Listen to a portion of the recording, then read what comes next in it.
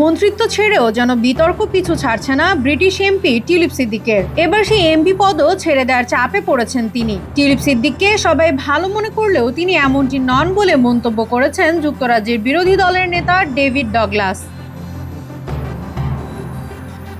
দুর্নীতি, ফ্ল্যাট উপহার নেয়া, মিথ্যা তথ্য সরবরাহ, বাংলাদেশের মেগা প্রকল্প থেকে অর্থ আত্মসাৎ সহ নানা অভিযোগে চলতি মাসের মাঝামাঝিতে সিটি মিনিস্টারের পদ ছাড়তে বাধ্য হন ক্ষমতাসীন লেবার পার্টির এমপি টিউলিপ সিদ্দিক।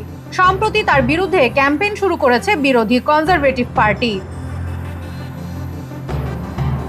টিউলিপের এলাকার হ্যাম্পস্টেড অ্যান্ড হাইগেট আসনের এমপি পদ থেকেও তার ইস্তফা দেওয়া উচিত বলে মনে করছেন তারা। এমনকি এমপি পদ থেকে টিউলিপের পদত্যাগের দাবিতে পিটিশনও দায়ের করেছে কনজারভেটিভ পার্টি, বিতরণ করেছে লিফলেট।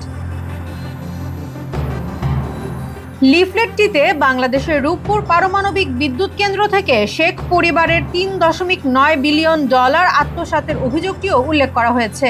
টিউলিপের বিরুদ্ধে দুর্নীতির অভিযোগের ব্যাপারে মুখ খুলেছেন কনজারভেটিভ নেতা ডগলাস। তিনি বলেন, টিউলিপ ছোটখাটো নিরপরাধ সুন্দর মেয়ে, সবার এমন ধারণা সঠিক নয়।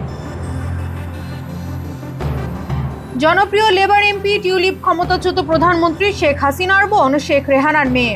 রূপপুর পারমাণবিক বিদ্যুৎ কেন্দ্র প্রকল্পে রাশিয়ার সঙ্গে মধ্যস্থতায় বিলিয়ন বিলিয়ন ডলার হাতিয়ে নেওয়ার অভিযোগ উঠেছে শেখ পরিবারের বিরুদ্ধে। নিজেকে বরাবর ব্রিটিশ নাগরিক এবং বাংলাদেশের সঙ্গে কোনো ধরনের সম্পর্কহীন উল্লেখ করলেও অর্থ আত্মসাতের অভিযোগ থেকে রেহাই পাননি টিউলিপও। এমন অভিযোগের পরপরই সামনে আসে লন্ডনে বিলাসবহুল ফ্ল্যাট উপহার নিয়েছেন টিউলিপ। উপহার দেয়া ব্যক্তি আর কেউ নন, শেখ হাসিনা ঘনিষ্ঠ বলেও প্রমাণ মেলায় তীব্র তোপের মুখে পড়েন তিনি। ফ্ল্যাটের তথ্যটি গোপন করায় ধারণা করা হয় বিশেষ সুবিধা পাইয়ে দিতে টিউলিপ ঘুষ হিসেবে এই ফ্ল্যাট নিয়েছিলেন। এরপরই ব্যাপক চাপের মুখে পড়ে মন্ত্রিত্ব ছাড়তে বাধ্য হন তিনি।